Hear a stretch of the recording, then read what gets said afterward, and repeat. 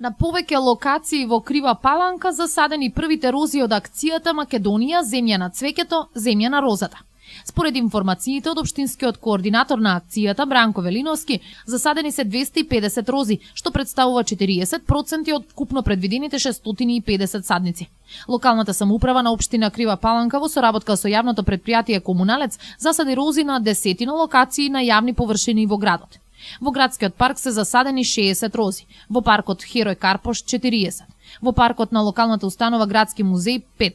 долж ролерско-велосипедската патека во кеот на Крива река 65 рози, во паркот на улица 8 октомври кај бистата на Миле Крстевски 15, кај Кадиска чешма 10, а на зелените површини на влезот и излезот од градот засадени се вкупно 60 рози, изјави координаторот Бранко Велиновски. Годинашната акција за засадување рози нема да биде масовна. Предвидено е да се реализира во повеќе групни акции, кои ќе се спроведуваат од страна на вработените во локалните институции и учениците од основните и средните училишта во градот, рече Велиновски, потенцирајќи дека површините за засадување се подготвени од страна на екипите на јавното претпријатие Комуналец, а садниците ќе бидат дистрибуирани до сите институции кои ќе се вклучат во акцијата.